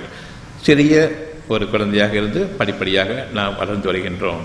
நம்முடைய அழகான அறிவு மேலும் வளர்ந்து கொண்டிருக்கின்றது. நான் அவனிடமிருந்து ஆற்றலை பெற்றுக் கொண்டிருக்கின்றேன். ஏனென்றால் படைக்கும் பொழுதே என் உயிரையும் என் பொருள்களையும் உங்களுக்கு சொர்க்க வாழ்க்கை எங்கே இருக்கிறது என்ற விலைக்கு வாங்கிக் கொண்டான். உங்களுக்கான ஒரு அனுமதி நான் வைத்துக் கொள்ளட்டுமா அல்லது நீங்கள் என்னிடமிருந்து வாங்கிக் கொள்கின்றீர்களா என்று இறைவன் கேட்கின்றான். நீங்களோ எனக்கு அறிவிருக்கிறது, என்னிடம் கொடுத்துவிட நீ தேவையில்லை என்று ஆக்கிக் கொண்டோம். இப்பொழுதுதான் நீங்களா வாழக்கூடிய உங்களுடைய வாழ்க்கையை அமைத்துக்கொண்டு இறைவன் ஒருவன் இருக்கின்றான் என்ற அந்த உணர்வு இருந்து கொண்டிருக்கின்றது இன்னமும். ஆனால் நாமோ அந்த உயிரும் உடைமைகளும் என்னிடம் இருந்திருக்கிறது என்று எண்ணிக்கொண்டிருக்கின்றோம். இறைவன் உங்களுக்கு படைத்த பொருள்களை பாருங்கள், ஒவ்வொன்றிலும் உயிரோட்டம் இருக்கின்றது. நீங்கள் படைக்கக்கூடிய பொருள்களை பாருங்கள், ஒவ்வொன்றிலும் நச்சுத்தன்மையும் விஷமும் இருக்கின்றது. உங்களுடைய அந்த உணவுப் பொருள்களில் நீங்கள் விஷத்தை அமைத்துத்தான் சாப்பிட வேண்டும். அதுதான் உங்களுடைய அறிவு. எனக்கு அறிவிருக்கின்றது, நான் வாழ முடியும், நான் ஆற்றல் மிக்கவன், என்னை பாதுகாத்துக் கொள்வேன், நோய்களிலிருந்து நான் விடுதலை பெறுவேன் என்றெல்லாம் எண்ணிக்கொண்டிருக்கின்றீர்கள். இது எதை அறிவிக்கிறது என்றால் உயிரும் உடமையும் உடலும் என்னிடம் இருக்கின்றது, அவனிடம் இல்லை என்று பெருமை கொண்டவர்களாக ஆகிவிட்டோம். நான் உயிரை காப்பாற்றிக் கொள்வேன், எந்த உயிரை பற்றி உங்களுக்கு தெரியாதோ அந்த உயிரை நான் காப்பாற்றிக் கொள்வேன் என்று நாம் மதிமயங்கி பேசிக் கொண்டிருக்கின்றோம், போதையில் பேசிக் கொண்டிருக்கின்றோம். கிட்டத்தட்ட மனநலம் கொண்டவர்களாக நாம் ஆகிவிட்டோம். நமக்கு இறைவன் ஒரு கேடா என்று கேட்கக்கூடிய அளவுக்கு, உங்களுக்கு கும்பிடுதல் என்ற ஒரு கேடா, தொடுகை என்ற ஒரு கேடா என்று கேட்கக்கூடிய அளவுக்குத்தான் இன்று நாம் நடந்து கொண்டிருக்கின்றோம். உயிர் என் கையில் இருக்கிறது, டாக்டர்கள் கையில் இருக்கிறது என்று எண்ணும் பொழுது, இவ்வளவு தெளிவாக அத்தாட்சிகள் காண்பிக்கப்பட்ட பிறகும் உயிரை காப்பாற்றுவர்கள் டாக்டர்கள் என்று எண்ணிக்கொண்டிருக்கும் பொழுது நாம் எந்த கதிக்கு ஆளாகிவிட்டோம். நிச்சயமாக அவன் உங்களுடைய போக்கில் விட்டுவிட்டான். ஆக நாம் டாக்டர்களை நம்பி செல்லும் வரையில், இறுதி மூச்சு வரையில் வேதனையிலும் முழக்கங்களிலும் நீங்கள் வாழ்வீர்கள். என் கதையை முடிந்து விடாதா என்று நினைப்பீர்கள். இல்லை, உங்களுக்கு விதிக்கப்பட்ட காலம் இன்னும் 10 வருடங்கள் இருக்கின்றன, 5 வருடங்கள் இருக்கின்றன, 2 வருடங்கள் இருக்கின்றன. அதுவரையில் நீங்கள் அனுபவிக்க வேண்டும். உங்களுக்கு நீங்கள் தீமையை செய்து கொள்ள முடியுமா என்றால் கிடையாது. நீங்கள் உங்களுடைய உயிரை மாற்றிக்கொள்ள முடியாது. அதற்கு நீங்கள் சக்தியற்றவர்கள், அதற்கு நீங்கள் தைரியம் இல்லாதவர்கள். இறைவன் உங்களை வாழ வேண்டும் என்று விதித்த பிறகு நீங்கள் சாக முடியாது. உங்களை நீங்கள் மாற்றிக்கொள்ள முடியாது. இறைவனுடைய வாக்கு இருக்கிறது. இப்பொழுது உங்களுடைய கதி, வேதனையில் வாழ்ந்து கொண்டிருக்கின்றேன், என் இறைவனை எனக்கு ஏன் இந்த வேதனை கொடுத்தாய், நீங்கள் சுகமாக வாழ வேண்டும் என்பதற்காக வேண்டி இந்த வேதனைக்கு பிறகு ஆக நீங்கள் பொறுமையை மேற்கொள்வீர்களா? நம்பிக்கையை நீங்கள் மேற்கொள்வீர்களா? மீண்டும் உங்களுடைய உயிரும் உடலும் என்னிடம் இருக்கிறது என்று என்னிடம் ஒப்படைப்பீர்களா? எனக்கு சரணடைவீர்களா? இதுவரையில் கும்பிடுகின்றேன் என்று ஊருக்கு உலகத்துக்கு காட்டிக் கொண்டிருந்தீர்கள். இப்பொழுது எனக்கு காட்டுங்கள். உங்களுடைய கும்பிடுதலையும் உங்களுடைய சரணாகதியையும் நீங்கள் எனக்கு காட்டுங்கள். எனக்கு காட்டும்போது மட்டும்தான் என்னிடமிருந்து நான் பதில். ஊர்வலத்தை காட்டிக் கொண்டிருக்கும்போது இல்லை. ஒவ்வொருவரும் அடையாளம் வைத்துக் கொண்டீர்கள் இல்லையா? நான் இந்த மதத்தை சார்ந்தவன், நான் இந்த மதத்தை சார்ந்தவன், நான் இந்த மதத்தை சார்ந்தவன். ஒவ்வொருத்தரும் அங்கே அடையாளங்கள் இருக்கு இல்லையா? ஊரை திருப்திப்படுத்துறீங்க இல்லையா? இனிமேல் அதை விட்டுருங்க. மனுஷனாக பாருங்க, என்னை மட்டும் திருப்திப்படுத்துங்க. உள்ளம் போதும் எனக்கு, உங்களுடைய அங்கடையாளங்கள் தேவையில்லை. ஆனால் அங்கடையாளங்களில் தான் இருக்கிறது என்று உங்களுக்கு கற்பிக்கப்பட்டக்கூடிய இந்த பூசாரித்தனத்தை விட்டு விலகாத வரையில் நிச்சயமாக நீங்கள் இறைவனுடைய பாக்கியத்தில் நுழைய முடியாது. நீங்கள் தாடி வைத்துக் கொண்டால் தான் உங்களுக்கு சொர்க்கம், தொப்பி போட்டுக்கொண்டால் தான் உங்களுக்கு சொர்க்கம், விபூதி வைத்துக் கொண்டால் தான் உங்களுக்கு சொர்க்கம். அப்படி இல்லை என்றால் இல்லை. சிலுவை அணிந்து கொண்டால் தான் உங்களுக்கு சொர்க்கம். ஒவ்வொருத்தருக்கும் ஒவ்வொரு மாடல். நீங்கள் உங்களை திருப்திப்படுத்திக் கொள்கின்றீர்கள். நிச்சயமாக இறைவனை கொண்டு திருப்தி அடைய மாட்டான். உங்களுடைய உள்ளத்தை கொடுங்கள். அவனுக்கு நீங்கள் அஞ்சுகின்றீர்களா என்பதை மட்டும் கவனியுங்கள். பயபக்தியுடையோரே இறைவன் நேசிக்கின்றான். அங்கு அடையாளங்களில் நாம் வாடும் முறையில் இறைவனுடைய அனுகிரகத்தை விட்டும் வெளியில் இருக்கின்றோம், நுழைய முடியாது என்பதை தீர்மானமாக என்று அறிந்து கொள்ளுங்கள். ஒரு காலம் உங்களுடைய பிரார்த்தனை உங்களுக்கு பதிலளிக்காது என்பதை அறிந்து கொள்ளுங்கள். உங்களுடைய பிரார்த்தனை உங்களுக்கு பதிலளிக்க வேண்டும் என்றால் அறிந்து கொள்ளுங்கள். அங்கு அடையாளங்கள் நீங்க வேண்டும். நான் ஒரு மனிதனாக மாற வேண்டும். உங்களை கேட்கின்றேன், இறைவன் மனிதனை படைத்தானா அல்லது இந்து மனிதன், முஸ்லிம் மனிதன், கிறிஸ்துவ மனிதன் என்ற அடையாளங்களோடு படைத்தானா? அல்லது நீங்கள் பிறந்த பிறகு உங்களுடைய அடையாளங்களை மாற்றிக்கொண்டீர்களா? நான் மனிதன் இல்லை, இறைவன் படைக்காத ஒரு படைப்பாக நான் மாறிவிட்டேன். அவனுக்கே நான் என்ன பார்க்கறதுக்கு வினோதமாக இருக்கும். யார் ஒரு மாதிரி இருக்காங்களே, இப்படி நான் படைக்கலையேன்னு. நான் இந்து மனிதன் தெரியாத விலகு, நான் முஸ்லீம் மனிதன் தெரியாத விலகு, நான் மனிதனைத்தான் படைத்தேன். மனிதனாக இருந்து அடையாளங்களை விட்டுட்டு உள்ளத்தின் அடையாளத்தை பயபக்தி எனக்கு காட்டு. உன்னால் முடியாத வாழ்க்கை என்னிடம் இருக்கிறது. நான் கொடுத்த வாழ்க்கையில் வாழ்ந்து கொண்டிருக்கின்றாய். நீ உயிரோடு வாழ்வது நான் கொடுத்த உயிர் என்பதை அறிகிறாய். அப்படி அறிந்திருந்தால் பயபக்தி இருக்க வேண்டும். நான் தான் உயிரை காப்பாற்றுவோன் என்று. அந்த உயிர் அழியாது, உங்கள் மற்றும் உயிர் பிரியும். நீங்கள் நான் மரணித்து விட்டால் எனக்கு விடுதலை என்று எண்ணிக்கொண்டிருக்கின்றீர்கள். இப்பொழுதே விடுதலை தான் உங்களுக்கு. நீங்கள் வேதனையில் இருக்கின்றீர்கள். மனம் வேதனைக்குள்ளாகி இருக்கின்றது, உடல் இல்லை. மனம் வேதனைக்குள்ளாகி இருக்கின்றது. உயிர் பிரியும் பொழுது மனம் வேதனைப்படுகின்றது. உயிர் பிரிகிறது என்று வேதனைப்படுகின்றது. உடலை பற்றி கவலை இல்லை உங்களுக்கு. உயிரை வேண்டும் என்று கேட்பீர்கள். மரணிக்கும் தருவாயில் உடலை காப்பாற்றுன்னு கேட்பீங்களா, உயிரை காப்பாற்றுன்னு கேட்பீங்களா? இந்த வீணா போன உடம்பை தானே இன்னைக்கு பாதுகாத்துட்டு இருக்கீங்க. உயிர் தான் உடலை பாதுகாக்கும் தெரியாம. இதுக்கு மருத்துவர்களை வைத்துக் கொண்டிருக்கின்றீர்கள், கோமாளிகளை வைத்துக் கொண்டிருக்கின்றீர்கள். தெரிந்து கொள்ளுங்கள், உங்களுடைய இறைவன் பக்கம் திரும்புங்கள். கோமாளித்தனம் இந்த வாழ்க்கை அல்ல. பயபக்தியோடு வாழக்கூடிய அந்த உயிரோட்டம் வேண்டும், அந்த சத்தியம் வேண்டும், சத்திய வாழ்க்கை வேண்டும். இறைவழி மருத்துவம் என்பது ஏதோ மந்திரம் ஓதுகின்றார் என்பதல்ல. சத்தியத்தை உணர்ந்த நிலையில் மட்டுமே இறைவன் அனுகிரகம் உண்டு. யாரெல்லாம் வருகின்றார்கள் இறைவழி மருத்துவம் என்று அவர்கள் அனைவருக்கும் சுகமில்லை. சொல்வதை ஏற்றுக்கொள்ள வேண்டும். அங்கு அடையாளங்களை விட்டுவிட்டு வந்தால் தவிர அங்கு உங்களுக்கு வேலை இல்லை. உங்களுடைய வாழ்க்கையை நீங்கள் உங்களுடைய பூசல்களை கொண்டு செயல்படுத்திக் கொள்ளுங்கள், அவ்வளவுதான்.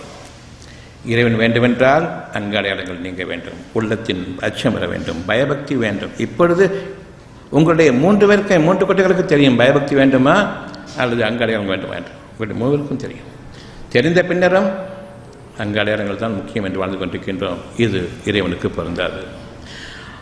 உள்ளத்தின் அடையாளம் பயபக்தி வேண்டும், மனித உணர்வு வேண்டும், ஒருவருக்கொருவர் மன்னிப்பு வேண்டும், ஒருவருக்கு விட்டுக் கொடுக்கும் தன்மை வேண்டும், ஒருவர் மற்றவரை பற்றி பொறாமைப்படக்கூடாது, ஒருவர் மற்றவரை பற்றி இழிவாக பேசக்கூடாது, ஒருவருடைய குறைகளை மற்றவர் துடித்து ஆராயக்கூடாது, அவர்களுக்கு கண்ணியத்தை கொடுக்க வேண்டும். நீங்களும் பாதுகாப்பு தேடுங்கள், பிறர் காரணமாக உங்களுடைய கண்ணியம் குறைக்கப்படக்கூடாது என்று. ஒரு மனிதன் கண்ணியவனாக வாழ வேண்டும். கண்ணியமெல்லாம் உள்ளம் சம்பந்தப்பட்டது. அழகானவனாக வாழ வேண்டும். உள்ளத்தின் அழகு என்று ஒன்று இருக்கின்றது. யாரையும் பொறாமை கொண்டு புறம்பேசி இழிவுபடுத்தும் நோக்கத்துடன் அவர்கள் காதுகள் விடும்படியாக இன்னும் அவர்களுக்கு பின்னாலும் பேசி உயிரோடு இருக்கும்போதே கொலை செய்யாதீர்கள். கொலை செய்வது என்பது உள்ளத்தை கொலை செய்வதாகும், உடலை கொலை செய்வதல்ல. உயிரை கொலை செய்வது உள்ளத்திலிருந்து ஆரம்பமாகின்றது. யாரொருவருக்கும் மனம் சுருங்கும்படியாக, மனம் வேதனைப்படும்படியாக ஒரு காரியத்தை செய்யாதீர்கள். அவர்களை சாகடிக்காதீர்கள். அரைகுறையாக அவர்களை நடமாட விடாதீர்கள். உள்ளத்தின் சுகத்தை கொண்டு அவர்களை வாழவிடுங்கள். இவையெல்லாம் இறை பண்புகளின் அடையாளம், இறை குணத்தின் அடையாளம். அவன் வாழ வைத்துக் கொண்டிருக்கும் பொழுது அவனுடைய மனம், அவன் சுகமாக அமைத்திருக்கக்கூடிய அந்த மனதில் உங்களுடைய கெட்ட நடவடிக்கைகளை கொண்டும் கெட்ட எண்ணங்களை கொண்டும் தீண்டாதீர்கள். அவர்களை கொலை செய்வதற்கு ஒப்பானதாகும். ஒரு நாள் நான் மற்ற மனிதர்கள் புரிதன் காரணமாக பெரும் சங்கடத்திற்குள்ளாகி வேதனைக்குள்ளாகிவிட்டால் அந்த ஒரு நாள் கொலைக்கு நீங்கள் காரணமாக இருக்கின்றீர்கள். உயிரோடு என்னை ஏன் கொல்றேன்னு கேட்பாங்க. சத்தியமான வாக்கு. யாரை பற்றியும் தவறான எண்ணம் வேண்டாம். சுகமாக வாழ்ந்து கொண்டிருக்கின்றார்கள். என் இறைவனே, இப்பொழுது அவர்களுக்காக நீங்கள் பிரார்த்தனை மேற்கொள்ளுங்கள். இவர்கள் சுகத்தில் வாடும் பொழுது மதி மயங்கிவிட வேண்டாம். அவர்களுடைய குற்றங்களிலிருந்தும் அவர்களுடைய பலவீனங்களிலிருந்தும் நீ மன்னித்து பாதுகாப்பளிப்பாக என்று கேளுங்கள். ஆனால் மாறாக நாம் பொறாமைப்படுவோம். இப்படி வாழ்றானே அவனின் பொறாமைப்படுவோம். இப்படி வாழக்கூடாது என்று மனதில் இருக்கும் பொழுது அதே மாதிரி வாழ்க்கை தனக்கு வேண்டும் என்று விரும்புகின்றான். தனக்குத்தானே அது கேடு என்பதை அவன் மறந்து விடுகின்றான். இவ்வளவு அமோகமாக வாழ்கிறான்னு ஒரு ஏக்கம் அவன் வாழக்கூடாது. ஆனால் அது எனக்கு வேண்டுமே இருக்கும்போது நான் எனக்கே சத்துட்டேன். அதே தான் எனக்கும் அந்த அந்த படிப்பாவம். எதை கொண்டு நான் அவனை மனதில் பிடுங்கினேனோ அந்த பிடுக்கம் அது எனக்கு வேண்டும் என்று இருக்கும்பொழுது நான் ஏற்கனவே அதை அனுபவிக்க முடியுமா முன்பாக நான் சத்து விட்டேன் என்பது பொருள். மற்றவர்களை பொறாமைக்கொள்ளாதீர்கள். அது உங்களை தாக்கும் முதலாக என்பதை அறிந்து கொள்ளுங்கள். அறியும் தன்மையை இறைவன் கொடுத்தால் தவிர வாழ்க்கை இல்லை. உடல் வாழ்க்கை கிடையாது. உடல் எந்த விதமான வேதனையும் கிடையாது. உங்களுடைய மனதில் இருக்கின்றது. சுகமாகுங்கள், அழகான வாழ்க்கை இருக்கின்றது. இறைவன் கூறுகின்றான், படைத்த அந்த உருவத்தை படைத்தவன் உயிராற்றத்திலிருந்து அந்த உருவத்தை படைத்தான், உயிர் ஆற்றத்திலிருந்து அந்த உயிரையும் படைத்தான். அவனுடைய வாக்கை கொண்டு படைத்தான். அது மாபெரும் இறையாற்றல். அந்த இறையாற்றல் உங்களுடைய உள்ளத்தில் இருக்கின்றது. எப்படி நீங்கள் அதனை பற்றி நீங்கள் விலகுவீர்கள்? மனிதர்களை எப்படி உங்களுடைய வாழ்க்கைக்குரியவர்களாக நீங்கள் எடுத்துக்கொள்வீர்கள்? ஒருபோதும் அது கிடையாது. இப்பொழுது நான் என்னுடைய உள்ளத்தின் பக்கம் திரும்புகின்றேன். இறை வழி வாழ்க்கை மருத்துவம் ஒரு துளியோன்று பகுதி. அதை பெருசாக எடுத்துக்கொண்டு வாழாதீர்கள். வாழ்க்கையை அமைத்துக் கொள்ளுங்கள். உள்ளத்தை தூய்மையாக்கிக் கொள்ளுங்கள். உங்களுக்கு நீங்களே நன்மையோ தீமையோ செய்து கொள்ள சக்தியற்றவர்கள் என்பதை உணர்ந்தவர்கள் அல்லாஹ் ஒருவனை தவிர. மாபெரும் இறையாற்றலுக்கு சரணடைவது ஒன்றை தவிர உங்களை காப்பாற்றுவது எதுவும் இல்லை என்று அறிந்து கொள்ளுங்கள். அல்லாஹ் என்பது உன்னை தவிர கதி இல்லை என்பதாகும். வெறும் சவுண்டு வடிவத்தை பின்பற்றக்கூடிய அந்த மக்களை பார்க்காதீர்கள், உங்களுடைய உள்ளத்தின் பக்கம் வாருங்கள். கடவுள் என்பது மாபெரும் சக்தி, கடந்த சக்தி உங்களுடைய உள்ளத்தில் ஆற்றலாக விருப்பமாக அமைக்கப்பட்டு இந்த விருப்பத்தை நீங்கள் ஏற்றுக்கொள்ளுங்கள். வாழ்க்கைக்கு தேவையானது இது. ஆற்றல், உயிர் ஆற்றல் பார்க்க முடியாத உள்ளத்தில் அமைந்திருக்கின்றது. கடந்த மகா சக்தியாக உங்களுடைய வாக்கு இறைவனுடைய வாக்குறுதியாக அமைந்திருக்கின்றது உள்ளத்தில். இது கடவுளாகும், உருவம் அல்ல. கடவுள் என்பது ஆசீர்வாதம், இறைவனிடமிருந்துள்ள ஒரு செய்தி, மாபெரும் செய்தி, மாபெரும் ஆற்றல், இறையாற்றல். உருவமாக ஆக்கிக்கொண்டு உள்ளத்தை விட்டு வெளியேறிவிடாதீர்கள், பார்க்கக்கூடிய பொருளாக ஆக்கிவிடாதீர்கள். உங்களுடைய இறைவன் உங்களுடைய உள்ளத்தை இப்பொழுது கவனித்துக் கொண்டிருக்கின்றான். தெளிவான அத்தாட்சிகள் உங்களுடைய உள்ளத்தில் எடுத்து காட்டப்பட்டு கொண்டிருக்கின்றன. ஏற்றுக்கொள்கின்றீர்களா அல்லது நன்றாகத்தான் இருக்கிறது, இது ஒரு தத்துவம் என்று அது பைத்தியக்காரத்தனம் நம்புவது, நம்முடைய வாழ்க்கை தான் வாழ்க்கை என்று எண்ணப் போகின்றீர்களா? தெளிவாக எடுத்துக்காட்ட பின்னர் யார் அதை விட்டு விலகின்றார்களோ அவர்கள் மீது வேதனை விதிக்கப்படுகின்றது. அந்த நாள் இறுதியாக உங்களுக்கு அமையும் பொழுது உயிரை காப்பாற்று என்று கூறுவீர்கள். அந்த நாளில் உங்களுக்கு பதிலளிக்கப்படும். உயிரை படைத்தவர்கள் நீங்கள் தான். மருத்துவர்களிடம் செல்லுங்கள், அவர்கள் காப்பாற்றுவார்கள். கண்டிப்பாக நீங்கள் விரும்பினால் மட்டும் அவ்வளோ பேர் மருத்துவத்துக்கு கூட்டு போயிடுவாங்க, ஹாஸ்பிட்டல் கூட்டு போய் சேர்த்துடுவாங்க. சேர்த்து அந்த நிமிஷமே காண போயிடுவாங்க. இனிமேல் எல்லாம் உங்களுக்கு தான். ஒரு பைசா செலவு செய்ய மாட்டாங்க உங்களுக்காக வேண்டி. அவள் தான் உங்களுடைய உறவுகள். நீங்கள் நினைச்சுக்கொள்ளுங்க, 4 பேர் எனக்கு வேணும் நன்மையை செய்ய தூக்கிட்டு போகிறதுக்குன்னு சொல்லிட்டு தூக்கிட்டு போகிறதுக்கு 4 பேர் கண்டிப்பாக வருவாங்க. அதை பிறகு அனுபவிப்பது நீங்கள் மட்டும்தான். வேதனையையும் துன்பத்தை வறுமையையும் சேர்த்து அனுபவிக்க வேண்டும். ஒரு பைசா பேக் இருக்காது, அவ்வளோ பிடிக்கி தான் விடுவாங்க. பின்னர் எனக்கு கையில் காசு இல்லைன்னு சொல்லும்போது உறுப்புகளை எடுத்துகிட்டு விட்டுருவாங்க. இதற்கு மேல் உங்களுக்கு வழி இல்லை என்று. இதுதான் மருத்துவம். இப்பொழுது இந்த மருத்துவத்தை நம்பப் போகின்றீர்களா? உடலை பார்க்கக்கூடிய, உடல் உறுப்புகளை கூறு போட்டு விற்கக்கூடிய இந்த மருத்துவத்தை பார்க்கப் போகின்றீர்களா? அல்லது இறைவனுடைய உயிராற்றல் இவ்வளவையும் வாழ வைக்கும் அந்த உறுப்புகளுக்கு தேவையான உயிராற்றல் மனதிலிருந்து பிறக்கின்றது. இறைவனுடைய வாக்கு அங்கே இருக்கின்றது. நம்பினால் வாழ்க்கை இருக்கின்றது, நம்பாவிட்டால் மனதிற்கும் வேதனை. நம்பிக்கை இருக்கும் பொழுது ஒரு தெம்பு இருக்கின்றது, ஒரு ஆறுதல் இருக்கின்றது. அந்த ஆறுதல் இல்லாமல் ஆகிவிடும். நம்பிக்கைக்கு ஒரு ஆறுதல் இருக்கின்றது. எப்படி பிறக்கின்றது அந்த சுகம் என்பதை பாருங்கள். அங்கிருந்து நம்பிக்கையை உறுதிப்படுத்தி கேளுங்கள். என் இறைவனை நம்பிக்கையை உறுதிப்படுத்திக் கொடு. நான் நம்புவேன் என்று ஒரு காலம் கூற வேண்டாம், நம்பிக்கையை உறுதிப்படுத்திக் கொள்வேன் என்று கேளுங்கள். உங்களுடைய வாழ்க்கையில் நீங்கள் வரம்பு மீறாதீர்கள். நான் மனிதன் அல்ல என்று கூறாதீர்கள். நான் இந்து மனிதன், முஸ்லீம் மனிதன், கிறிஸ்துவ மனிதன் என்று இறைவன் படைக்காத ஒரு இனமாக ஆக்கிக்கொண்டு அவனிடம் திரும்பாதீர்கள். ஒரு காலம் அவனிடமிருந்து எந்த உதவியும் இல்லை என்பதை என்று அறிந்து கொள்ளுங்கள். மற்றவங்க பார்க்கும்போது மனிதனாக இருக்கணும். என்ன நீங்கள் இப்போ மனுஷனாக பார்க்குறீங்களே தவிர இந்த 3 கூட்டங்கள் ஏதாவது ஒரு கூட்டத்தை சேர்ந்து என்னால் பார்க்க முடியாது. அதனை விருப்பவன் நான் ஒவ்வொரு கூட்டத்தையும். என் இறைவனே, நீ என்னை தனித்தே படைத்தாய். உண்மைதானே? கூட்டாக படிக்கல இல்லையா? எல்லாம் ஒட்டுக்கா சேர்த்து இந்த ஒரு குடும்பம் படைக்கிறது, இந்த ஒரு குடும்பம் படைக்கிறது, அப்படியே படைச்சிருக்கான்.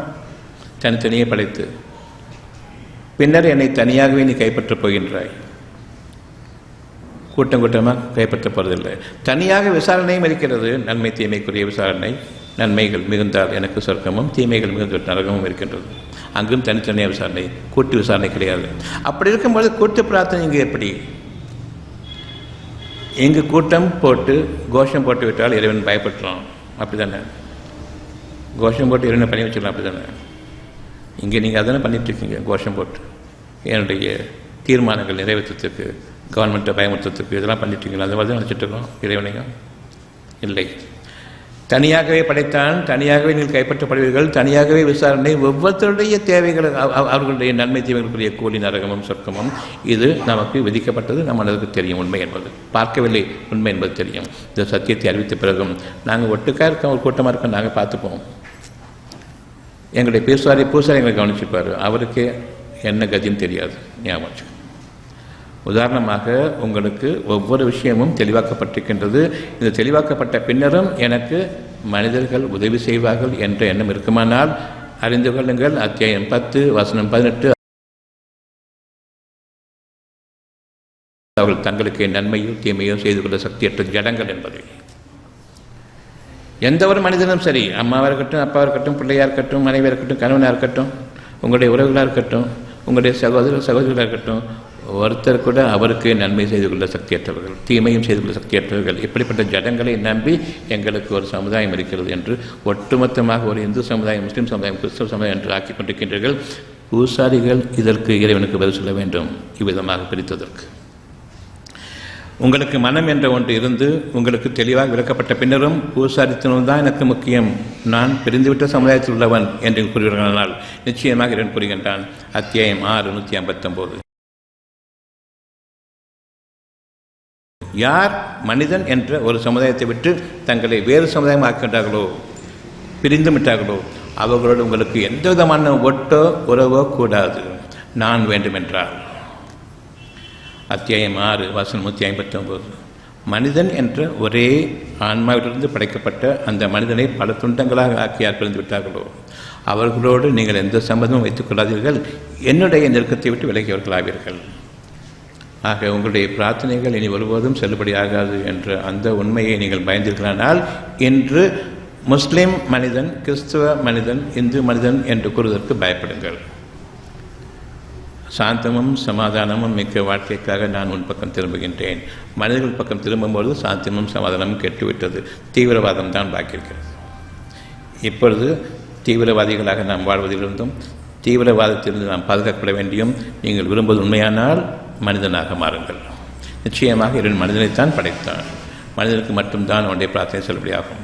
ஆக நான் திரும்புகின்றேன், அங்கு அடையாளங்களை விட்டுவிடுகின்றேன். உள்ளத்தின் அடையாளமாக இருக்கக்கூடிய அழகான குணங்களை கொண்டு நான் திரும்புகின்றேன். அதிலும் சாந்தமும் சமாதானமும் தான் உங்களுக்கான இறுதியான தேவையாக இருக்கின்றது. எந்த குணம் சாந்தத்தையும் சமாதானத்தையும் கொண்டு வருமோ அந்த குணத்தின் பக்கம் திரும்புங்கள். எந்த குணம் தீவிரவாதத்தின் பக்கம் செல்லுமோ செல்லாதீர்கள். 3 கூட்டமுமே தீவிரவாத கூட்டமாக இருக்கின்றது. ஒருவருக்கு ஒருவர் பிடிக்காது, அடிவையும் வேதனையையும் கொடுக்கக்கூடியதாக இருக்கின்றது. மனிதன் என்ற அந்த குணத்தோடு வாழும்பொழுது நீங்கள் இறைவன் எப்படி உங்களை படைத்தானோ அந்த குழந்தைத்தனத்துக்கு வருகின்றீர்கள், எந்த கரப்ஷனும் இல்லாமல். அந்த குழந்தையுடைய மனம் இறை குணங்களை கொண்டிருக்கின்றது. அப்படிப்பட்ட ஒரு குணத்தில் நீங்கள் வாழும்பொழுது அன்பும் பாசமும் பரிவும் இருக்குமே தவிர அங்கு மதங்கள் வராது. குழந்தைகளுக்கிடையே மதம் கிடையாது. எந்த குழந்தையை பார்த்தாலும் அழகாக இருக்கும். மனிதனாக பிறந்த அங்கடையாளங்கள் வரும்பொழுது தான் பிடிக்காமல் போகுது. அந்த அடையாளங்களோடு வாழ்வதை இன்று முதலாக தவிர்த்துக் கொள்ளுங்கள். உங்களுடைய பிரார்த்தனை பலனளிக்கும். இறைவனுடைய மருத்துவத்தின் இந்த பகுதியில் நீங்கள் உங்களுடைய இறைவனை திரும்புங்கள். இறைவனை என்னை மனிதனாக படைத்தாய், மனிதனாக வாழவை, தனித்தே படைத்தாய், தனித்தே வாழவை, கூட்டங்களோடு சேர்ந்து கொண்டு உன்னை மறந்துவதை நான் ஆகிட வேண்டாம். உனக்கே நான் முழுமையாக வழிபடுபவனாகவும் உன்னையே நான் ஏற்றுக்கொள்பவனாகவும் என்னை நீ என்னையும் என் சமுதாயத்தினரையும் என் சந்ததிகளையும் நீ பாதுகாத்துக் கொள்வாயாக. கூட்டங்களாக வாழக்கூடிய சமுதாயத்திலிருந்து தனித்து வாழக்கூடிய உன்னை மட்டுமே நம்பி வாழக்கூடிய முன்மாதிரிகளாக மிக அழகான உயர்ந்த படைப்புகளாக எங்கள் ஒவ்வொருவரையும் தனித்தனி முறை அமைப்பாக என்று இன்று இந்த பிரார்த்தனையை கொண்டு நாம் இறைவனிடம் திரும்புவதன் காரணமாக நம்முடைய வாழ்க்கை இன்று முதலாக தனித்துவமிக்க வாழ்க்கையை செலுத்த வேண்டும்.